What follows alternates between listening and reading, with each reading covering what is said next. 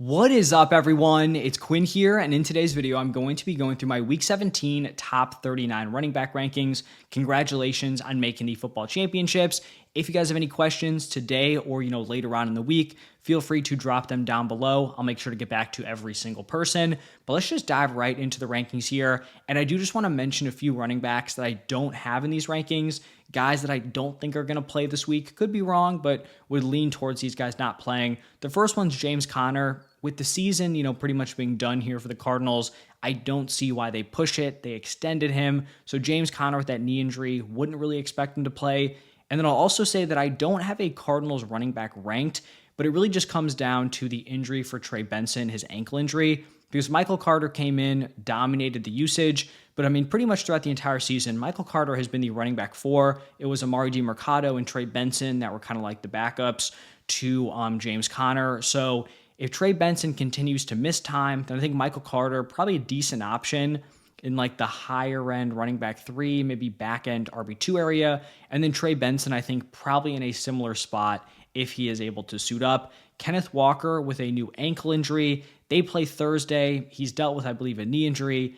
I don't see Kenneth Walker going this week. And then Alvin Kamara seems like he's probably done for the year with that groin injury, especially for a team that's out of contention and another guy who's extended. Now looking at tier 1, going to start off with Jahmyr Gibbs going up against the 49ers. Pretty much as expected, had a big week 16 with no David Montgomery. 23 carries, 109 yards, a touchdown, 4 for 45 through the air. Just all around great production, great usage. Jahmyr Gibbs, my running back 1.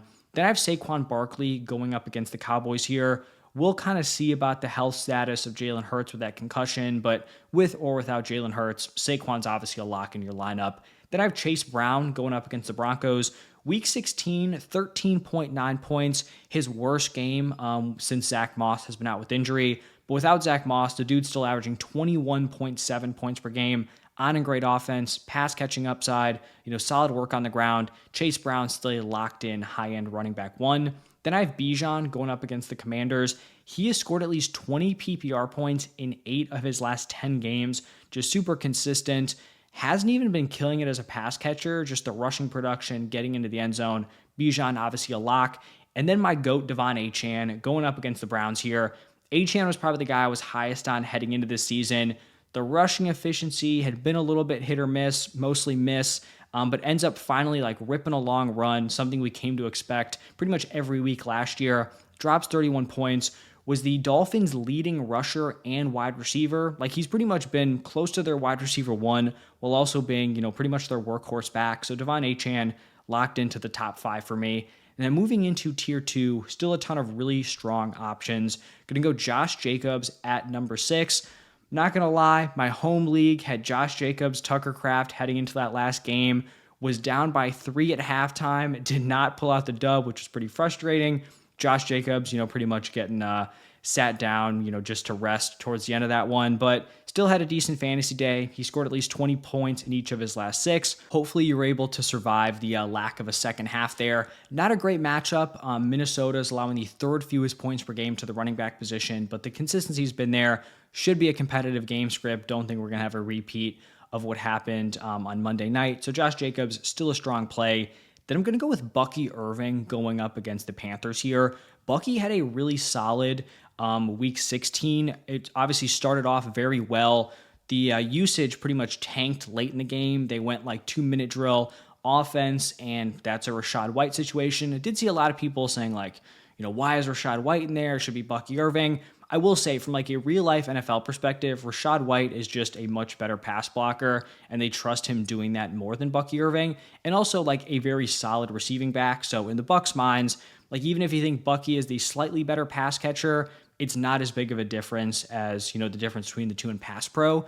But here against the Panthers, just a completely different situation. The Panthers are allowing the most points per game to running backs.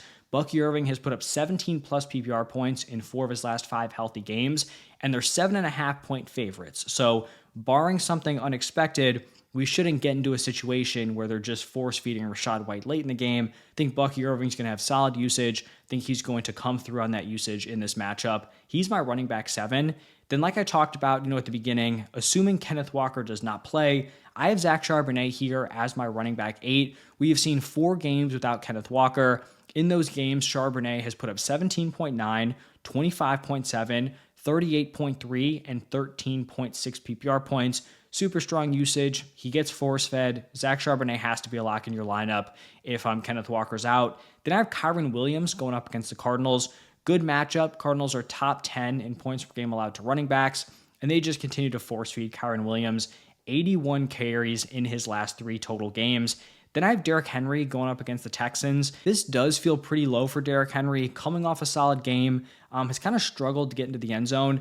0 touchdowns in his last 4. It's also just not a great matchup here. The Texans are bottom 4 in points per game allowed. So obviously in your normal size leagues, Derrick Henry is going to be a lock. There are just a ton of really strong running back options, with the Kenneth Walker injury that vaults up a Zach Charbonnet, Bucky Irving with the matchup.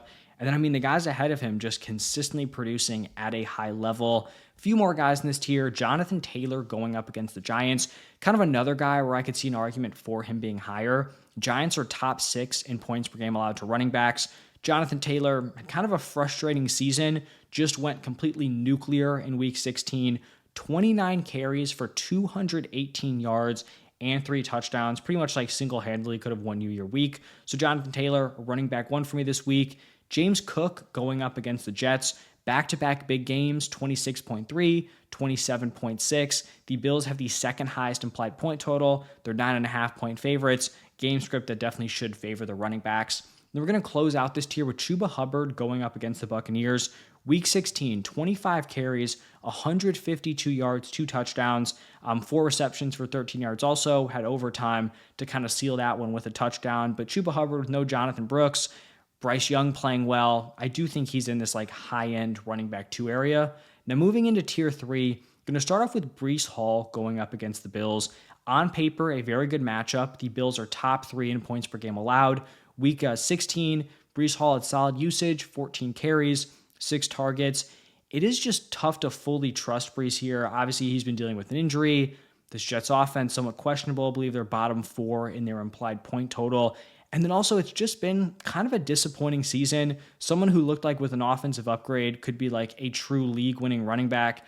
It just has not happened this season. After Breece, going to go with Joe Mixon going up against the Ravens. It's a bottom 10 matchup here, and Mixon's just straight up struggled for fantasy as of late. Under 11 PPR points in 3 of his last 4, so could definitely bounce back. Is going to be a focal point of this offense, but in a tough matchup, tough to rank him over the guys I have, in my top 14. Then I'm going to go with Aaron Jones going up against the Packers. He has seen 20 opportunities in back-to-back weeks. Should be a competitive game here against the Packers. Should be a fun one. Aaron Jones should have nice usage.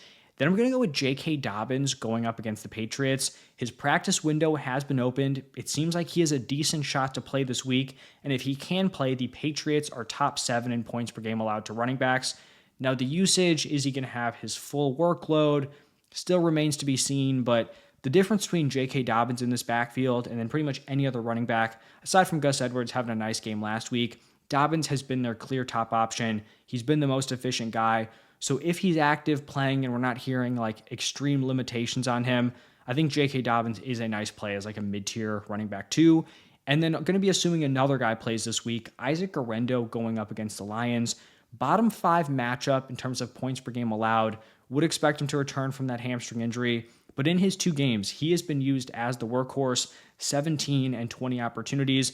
We did see Taylor come in, pretty much operate as the clear-cut number 1, but Guerendo has been more productive. I think he gets his job back if he can't suit up. Then looking at tier 4, going to start off with Rachaad White going up against the Panthers. I do think Bucky could pull away a little bit in the usage department, but this is still going to be a solid split. Panthers allowing the most points per game to running back. Still like Rachaad White here as a mid-tier RB2 play. Then I'm going to go with Rico Dowdle going up against the Eagles. Really kind of came back down to earth against the Buccaneers. He had stacked 4 really impressive rushing performances back to back to back to back, and then fell back down to 13 for 23 yards. Also the real killer, the rushing efficiency was bad. Zeke getting the goal line carry is pretty frustrating. You have Rico Dowdle, who's like not some sort of like super small back. Like he can handle the goal line workload. He's out there, helps them drive down the field, and then you just give Zeke that opportunity. Tough to see, for people who do roster Rico Dowdle. It's not a good matchup here. The Eagles are bottom 2 in points per game allowed, but could be a game script where he gets more involved as a pass catcher, assuming they're trailing in this one. After Rico, going to go with Jerome Ford going up against the Dolphins. Pretty solid usage. It's not a good offense. They're not going to score a lot of points, but he took 16 of the 22 running back opportunities. So that's playable as a back end running back too. Then I have Tyrone Tracy going up against the Colts. This Giants backfield split has kind of been super up and down. We've had weeks where Tyrone Tracy looks like he's the clear-cut number one. Then it'll shift to a pretty solid split. Week 16 was, pretty Tyrone Tracy focused. 11 of these 16 running back opportunities. Also a plus matchup on paper here against the Colts.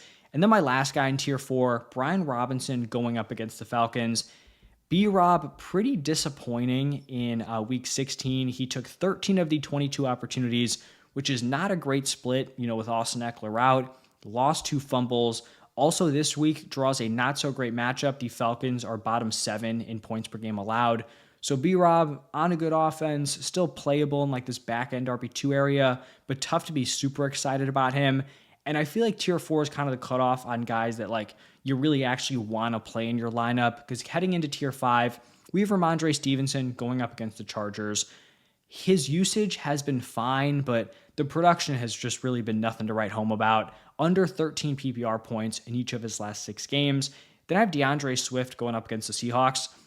And you're probably wondering, like, why do you keep ranking Swift here as like a high-end running back 3, back-end RB2? He has scored under 10 PPR points in each of his last 5.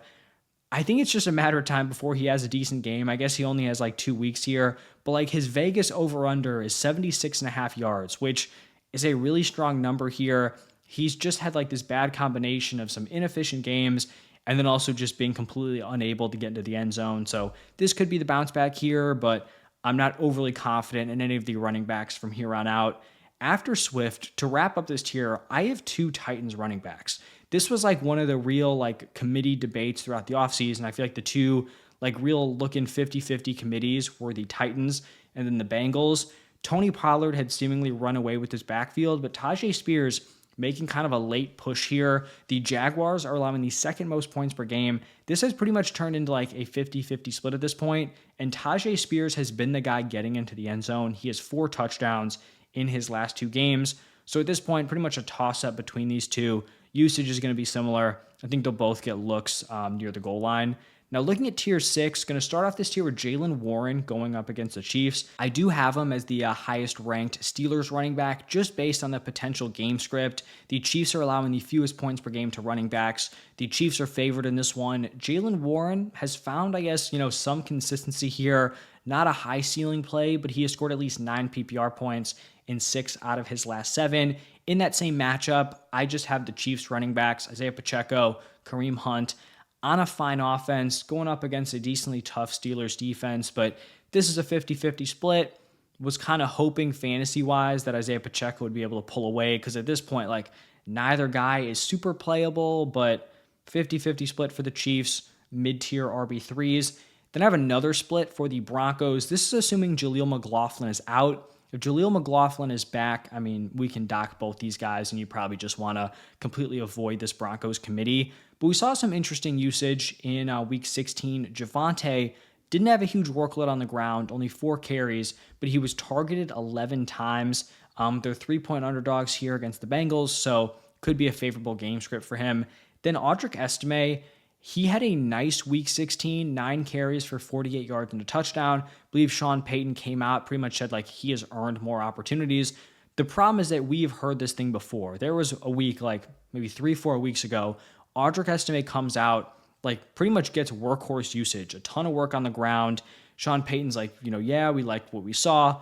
The next week, just a complete non-factor. So there's no guarantee Audric Estime has much of a role at all heading into Week 17. But if there's no Jaleel McLaughlin, I am confident that he's at least going to be somewhat involved and have solid usage on the ground.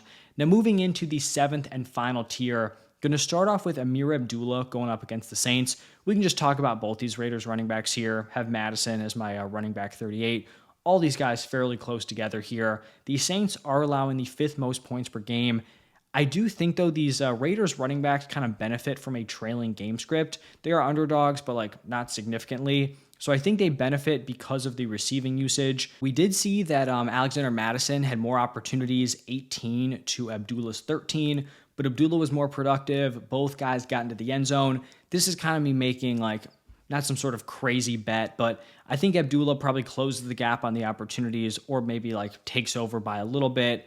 And he has just been the more productive guy. So Madison also in these top 40. Tough to fully trust either dude in a split on a not so great offense, but if you're desperate, you're desperate. Then I have Travis Etienne going up against the Titans here. Also have Tank Bigsby. Those guys are back to back. They're 1.5 point favorites, which probably should favor Bigsby a little bit just in terms of game script. But this is a 50-50 split. Tank pretty much hits if he gets into the end zone. Etienne, not going to have the same touchdown upside, but a little bit more work as a pass catcher. Then I have Najee Harris going up against the Chiefs here. My running back 36, someone who at one point looked like a solid running back too, has scored under 5 PPR points in back-to-back weeks, and just a terrible matchup here. They're underdogs. He's not involved as a pass catcher, and the Chiefs are allowing the fewest points per game to running backs. Running back 37, Kendre Miller going up against the Raiders. Pretty underwhelming week 16 game, 8 carries, 2 targets. Pretty terrible game script for Kendre Miller. They're 2.5 point favorites against the Raiders, so could see him get a larger workload, but tough to be fully inspired. It looked like a decent split there, but also could have been very game script dependent.